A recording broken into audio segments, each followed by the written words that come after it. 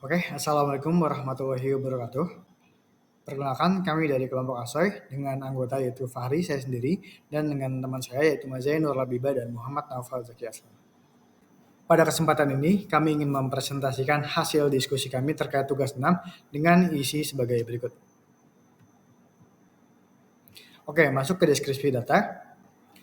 Oke, jadi data mentah yang diberikan merupakan data permintaan terhadap suatu hotel. Untuk melihat isi data tersebut, pertama-tama kami membukanya menggunakan sebuah data frame, yaitu salah satu library dari Python. Dan untuk melihatnya, kami melihat 5 data teratas terlebih dahulu menggunakan metode head.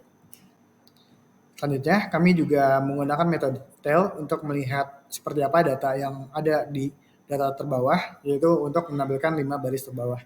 Dan kami juga melihat ukuran data. Nah, di sini terlihat bahwa ukuran datanya memiliki 10.000 baris dengan total atribut 21 kolom. Selanjutnya, untuk melihat total value dari setiap atribut dan juga jenis atributnya, kami menggunakan metode info. Nah, di sini terlihat bahwa beberapa atribut memiliki tipe objek seperti integer, float, maupun objek, yang mengindikasikan bahwa tipe data berbentuk objek merupakan data kategorikal. Kami juga menampilkan deskripsi statistik dari data yang bersifat numerik. Nah, di sini terdapat beberapa kolom yang bersifat numerik dan bisa dilihat data-datanya seperti nilai min atau rata-rata dan juga nilai kuartil 1, 2, 3, nilai median, dan sebagainya. Selanjutnya, kami masuk ke tahap data preparation menggunakan tabel prep. Nah, di sini pertama-tama kami meremove satu kolom atau satu atribut yang menurut kami tidak penting atau duplikat. Yang pertama itu adalah adanya duplikasi pada atribut lead time dan type of meal plan. Maka di sini kami meremove dua atribut tersebut agar tidak terjadi duplikasi. Dan selanjutnya kami juga meremove atribut booking ID karena kami rasa atribut tersebut tidak diperlukan untuk keperluan prediksi maupun clustering. Nah, selanjutnya kami melihat bahwa atribut yang kami rasa perlu untuk dipisahkan, yaitu adanya atribut adult and children. Nah, di sini kami bertujuan untuk memisahnya menjadi atribut adult dan atribut children. Untuk caranya, kami menggunakan calculated field dari fitur Tableau dan kami memasukkan kedua formula untuk masing-masing atribut yang ingin dibikin. Untuk atribut adult, kami mengambilnya dengan cara melakukan split terhadap atribut adult and children berdasarkan separator koma, lalu mengambil indeks pertamanya. Nah, indeks pertama di tabel ini sama saja indeks ke-0 dari yang biasa kita pakai pada pemrograman. Nah, untuk atribut children, kami melakukannya dengan cara yang sama, tetapi kami mengambil indeks kedua dari value yang sudah di-split tersebut. Maka dihasilkanlah dua atribut, adult and children, yang bisa kita lihat bahwa masing-masing atribut memiliki range nilai dari 0 sampai 4. Selanjutnya, kami melakukan formatting pada value atribut kategorikal. Untuk yang pertama, yaitu pada atribut type of meal plan. Nah, di sini kami menghapus setiap kata meal pada setiap value-nya. Dan juga di sini kami melihat bahwa terdapat beberapa kategori yang seharusnya menjadi satu kategori, tapi karena perbedaan format penulisan, maka dianggap sebagai kategori yang berbeda. Oleh karena itu, kami menyeragamkan penulisan tersebut. Nah, di sini seperti contohnya ada meal plan 1. Nah, di plan satunya itu ada yang menggunakan spasi dan ada yang tidak. Maka kami samakan semua sehingga menggunakan spasi. Nah, untuk hasilnya sendiri menjadi 3 kategori, yaitu plan 1, plan 2, dan 3. Dan juga ada kategori yang not selected. Dan di sini juga masih terdapat null value. Kami juga melakukan hal yang sama terhadap atribut room type reserve. Di sini kami merasa bahwa atribut type 1, type 2, dan sebagainya itu diseragamkan saja menggunakan bahasa Inggris, sehingga penulisan yang menggunakan bahasa Indonesia yaitu TIPE kami ganti menjadi TYPE. Nah, hasilnya terdapat kategori type 1, type 2, type 3, hingga type 7. Terakhir, untuk atribut market segment type, di sini kami melihat bahwa ada penulisan tipe yang sebenarnya sama tetapi berbeda bahasa, seperti offline dan luring, dan juga daring dengan online. Oleh karena itu, kami mau mengubah offline menjadi luring, sedangkan online menjadi daring. Maka dihasilkan kategori menjadi 5 kategori saja. Pada tahap kedua, kami melakukan data preparation menggunakan Python. Nah, sebelumnya untuk dari tabel sendiri, data yang dihasilkan menjadi berjumlah 19 atribut.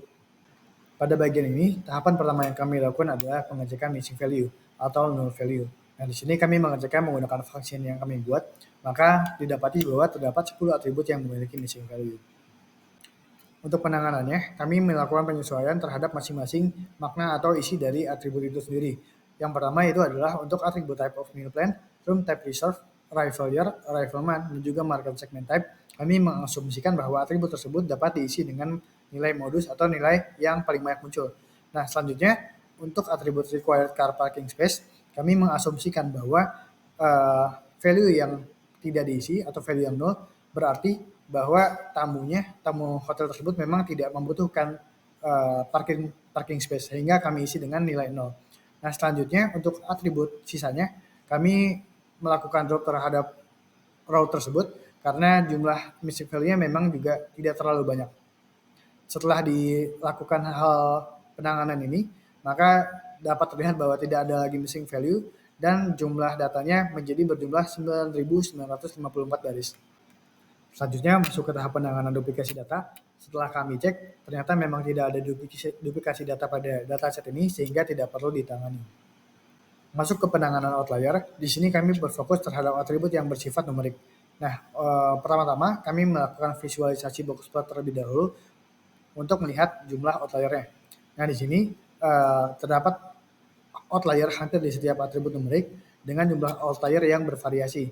Seperti contohnya pada atribut adult dan children, di situ terdapat outlier yang jumlahnya sedikit dan range-nya juga tidak terlalu jauh. Sedangkan untuk atribut number of weeknights dan juga number of lead time dan juga previous cancellation, itu jumlah outliernya dari visualisasi box plot ini terlihat cukup banyak. Oke, untuk box plot selanjutnya dapat terlihat bahwa terdapat cukup banyak outlier pada atribut number of previous booking not cancelled sama average price per room. Nah, di sini untuk memastikan jumlah dan persentasenya, kami membuat sebuah function, maka dapat dilihat hasilnya bahwa atribut yang memiliki jumlah outlier cukup banyak terdapat pada atribut adult, arrival year, average price per room, dan juga children. Di sini kami memutuskan bahwa atribut yang jumlah outliernya di bawah 4% tidak perlu ditangani. Maka terdapat 4 atribut yang kita kira perlu untuk dipertimbangkan.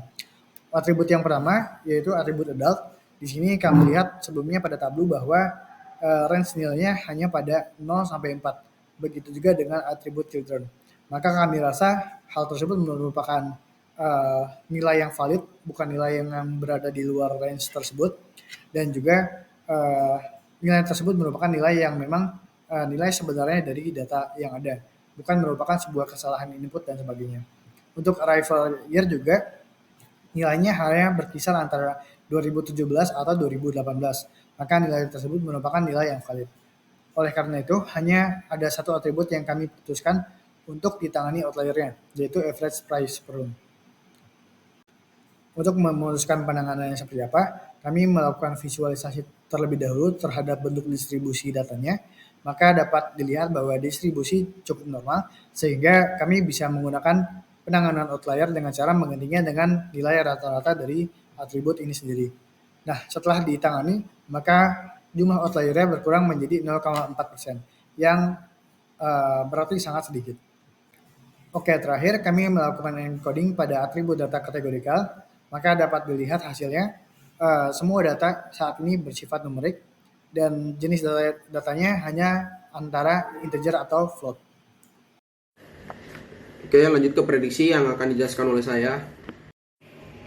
Jadi untuk fitur selection sendiri kami menggunakan analisis metadata, dan berdasarkan analisis kami menemukan bahwa kolom no ini kurang berguna untuk memprediksi booking status, karena kolom no ini hanya menjelaskan tentang nomor urutan booking yang berhasil terdata, dan ini merupakan kode yang kami gunakan untuk mengedrop kolom no tersebut. Oke, lanjut ke train test split. Nah, di sini berguna untuk mengesplit bagian training dan tes dari suatu data. Nah, di sini seperti dilihat kodenya, X itu semua kolom kecuali yang booking status karena targetnya, dan Y itu hanya kolom booking status karena merupakan targetnya.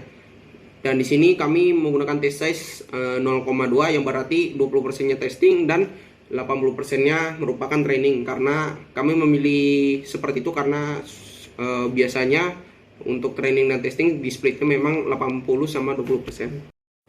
Oke, untuk jenis prediksinya sendiri kami menggunakan jenis prediksi klasifikasi karena kalau yang ingin diprediksi adalah booking status, yang dimana data-data booking status adalah not cancelled dan cancelled, dimana data tersebut merupakan data kategorikal.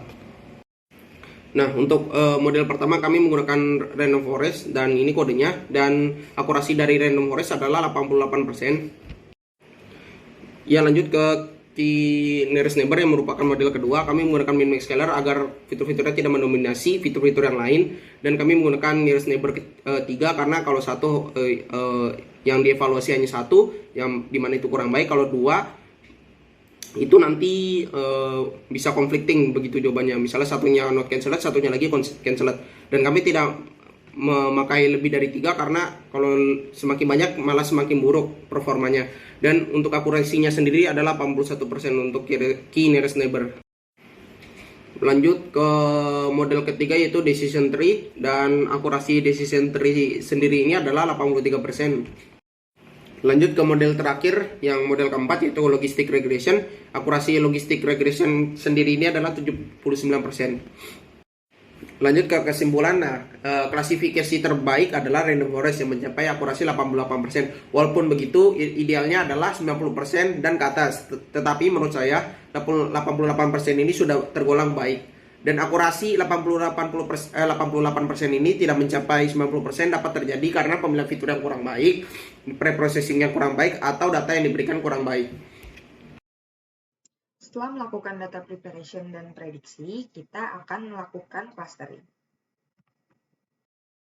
Sebelum melakukan clustering data, kita harus mengetahui terlebih dahulu alasan melakukannya clustering tersebut. Nah, clustering itu apa sih? Clustering itu adalah suatu pendekatan dalam analisis data yang bertujuan untuk mengelompokkan data menjadi kelompok-kelompok yang memiliki kesamaan karakteristik. Nah, pada kasus ini, clustering data itu dilakukan karena volume data yang ada saat ini itu masih kompleks, sehingga masih sulit untuk mengambil keputusan bisnis berdasarkan data yang ada. Kemudian dengan melakukan clustering pada data pelanggan, perusahaan itu dapat mengidentifikasi kelompok yang memiliki perilaku serupa. Selain itu, bisnis juga dapat memahami dan mengidentifikasi segmen pasar yang berbeda. Dengan memahami preferensi dan kebutuhan kelompok-kelompok tertentu tersebut, perusahaan dapat mengarahkan upaya pemasaran mereka dengan lebih efisien dan efektif, atau mengetahui kegiatan operasional yang mungkin memerlukan perhatian khusus atau perbaikan. Untuk melakukan clustering, kita harus memilih variabel-variabel yang akan digunakan untuk membuat model cluster. Untuk memilih dua variabel yang akan digunakan, kami melakukan percobaan untuk melihat hubungan setiap variabel. Namun, terdapat beberapa variabel yang tidak kami coba karena sudah pasti tidak digunakan, yaitu ada 5 variabel. Yang pertama ada nomor, lalu ada booking ID, ada arrival year, kemudian variabel arrival month dan arrival date juga tidak kami gunakan. Nah, kelima variabel tersebut sudah pasti tidak digunakan karena menurut kami, variabel-variabel tersebut tidak dapat merepresentasikan suatu prediksi atau cluster gitu ya, melainkan hanya pengidentifikasi dari suatu data saja. Setelah melakukan percobaan, kami menemukan persebaran data yang cukup menarik antara dua variabel, yaitu lead time dan average price per room. Berikut ini adalah visualisasi hubungan antara kedua variabel tersebut. Terlihat pada visualisasi sebelumnya bahwa hubungan antara lead time dan average price per room itu memiliki persebaran data yang cukup luas. Selain itu, kedua variabel ini dapat memberikan wawasan yang berharga tentang perilaku pemesanan kamar dan preferensi harga. Oleh karena itu, kami memilih kedua variabel tersebut untuk digunakan pada proses clustering. Sebelumnya, saya telah menjelaskan bahwa untuk memilih dua variabel tersebut, kami melakukan percobaan untuk melihat hubungan setiap variabel yang ada. Nah, untuk melakukan percobaan tersebut, kami menggunakan scatter plot. Pertama-tama, buka aplikasi Tableau dan import data yang sudah dibersihkan. Kemudian, buat sheet untuk proses pengerjaan visualisasi data. Kemudian, pada bagian kiri halaman terlihat variabel-variabel yang ada pada data tersebut seperti pada slide berikut. Setelah itu, drag kedua variabel yang diinginkan ke dalam field rows dan columns. Lalu, buka menu analisis yang terdapat pada sebelah kiri atas halaman, lalu uncheck pilihan Aggregate Measures. Maka akan terlihat scatterplot dari kedua variabel yang diinginkan pada kanvas. Nah, kami melakukan percobaan ini untuk setiap variabel. Kemudian akhirnya kami menjatuhkan pilihan pada dua variabel ini, yaitu hubungan antara lead time dan average price per room. Setelah menentukan variabel yang digunakan, kita akan membuat klaster dari scatterplot tersebut. Untuk membuat klaster, kita akan memanfaatkan fitur clustering pada Tableau. Fitur clustering tersebut dapat dilihat pada menu analytics yang ada di bagian kiri halaman. Terlihat bahwa terdapat menu cluster pada bagian model di menu analytics ini, seperti pada slide berikut. Kemudian, buka terlebih dahulu sheet dari visualisasi data antara lead time dan average price per room. Kemudian, drag pilihan cluster tadi ke dalam kanvas. Kemudian akan muncul pilihan seperti berikut. Nah, kita dapat memilih jumlah cluster yang diinginkan sebenarnya. Namun, Tableau itu sudah membantu kita untuk membuat jumlah cluster secara otomatis. Jadi, kita dapat langsung melihat visualisasi clusternya saja. Maka pilihan ini dapat di-close saja. Nah, berikut ini adalah hasil clustering pada Tableau. Karena cluster dibedakan berdasarkan selisih hari antara tanggal pemesanan sampai tanggal kedatangan dan juga dibedakan berdasarkan harga rata-rata per hari pemesanan, maka dapat dianggap bahwa cluster di atas terdiri atas kelompok yang cenderung merencanakan perjalanan jauh-jauh hari sebelumnya atau merencanakan perjalanan saat dekat-dekat hari, dan kelompok yang tidak bersedia membayar harga yang lebih tinggi atau kelompok yang bersedia membayar harga lebih tinggi. Nah, berdasarkan visualisasi tersebut, terdapat 3 klaster nih yang terbentuk. Kita dapat mendefinisikannya sebagai berikut ya. Yang pertama, klaster 1 itu yang berwarna biru, itu merupakan kelompok yang merencanakan perjalanan saat dekat-dekat hari, namun tidak bersedia membayar harga yang lebih tinggi. Sedangkan klaster kedua, yaitu yang warna jingga atau oranye, kelompok tersebut adalah kelompok yang merencanakan perjalanan jauh-jauh hari sebelumnya dan bersedia membayar berbagai range harga. Kemudian ada klaster 3 yang berwarna merah. Kelompok tersebut merupakan kelompok yang merencanakan perjalanan saat dekat-dekat hari dan bersedia membayar dengan harga lebih tinggi. Hasil clustering tersebut dapat menambah wawasan baru bagi perusahaan bahwa pelanggan yang merencanakan perjalanan sejak jauh hari sebelumnya adalah pelanggan yang cenderung royal karena bersedia membayar dengan berbagai range harga. Sementara itu, pelanggan yang merencanakan perjalanan saat dekat-dekat hari sebelumnya adalah pelanggan yang bersedia membayar dengan harga yang lebih tinggi, tapi ada juga yang tidak bersedia membayar harga yang lebih tinggi. Berdasarkan wawasan tersebut, perusahaan dapat mengambil keputusan bisnis yang strategis, yaitu yang pertama, strategi pemasaran yang tepat. Untuk pelanggan yang merencanakan perjalanan sejak jauh hari dan cenderung royal, perusahaan dapat mengembangkan strategi pemasaran yang menargetkan penawaran eksklusif seperti paket-paket premium atau insentif khusus untuk mendorong mereka melakukan pemesanan lebih awal. Kemudian yang kedua, penyesuaian harga dan penawaran. Mengetahui bahwa pelanggan yang merencanakan perjalanan saat dekat hari memiliki preferensi harga yang bervariasi, perusahaan dapat menyesuaikan strategi harga mereka, misalnya memberikan diskon last minute atau menawarkan paket hemat untuk menarik pelanggan yang lebih fleksibel dalam anggaran. Kemudian yang ketiga, penyempurnaan layanan. Untuk pelanggan yang merencanakan perjalanan sejak jauh hari, perusahaan dapat meningkatkan layanan atau fasilitas eksklusif untuk memberikan pelanggan pengalaman yang lebih baik dan mempertahankan loyalitas pelanggan. Kemudian yang keempat, optimalkan persediaan dan ketersediaan kamar. Mengingat bahwa pelanggan yang merencanakan perjalanan sejak dekat hari memiliki perilaku pembayaran yang bervariasi, perusahaan dapat mengoptimalkan persediaan dan ketersediaan kamar mereka sesuai dengan tren pemesanan yang diidentifikasi dari clustering. Kemudian yang kelima, personalisasi pengalaman pelanggan. Memahami preferensi dan kebiasaan pelanggan dari masing-masing kelompok dapat membantu perusahaan dalam personalisasi pengalaman pelanggan. Hal ini dapat mencakup layanan tambahan, rekomendasi khusus, atau program loyalitas yang disesuaikan. Kesimpulannya, clustering dibutuhkan oleh perusahaan agar perusahaan dapat mengarahkan upaya pemasaran mereka dengan lebih efisien dan efektif dengan memahami preferensi dan kebutuhan kelompok-kelompok tertentu. Selain itu, perusahaan juga dapat mengetahui kegiatan operasional yang mungkin memerlukan perhatian khusus atau perbaikan. Kemudian, clustering itu sebaiknya menggunakan data yang bersih agar prediksinya itu lebih akurat. Dalam melakukan clustering juga perlu dilakukan pemilihan variabel terlebih dahulu.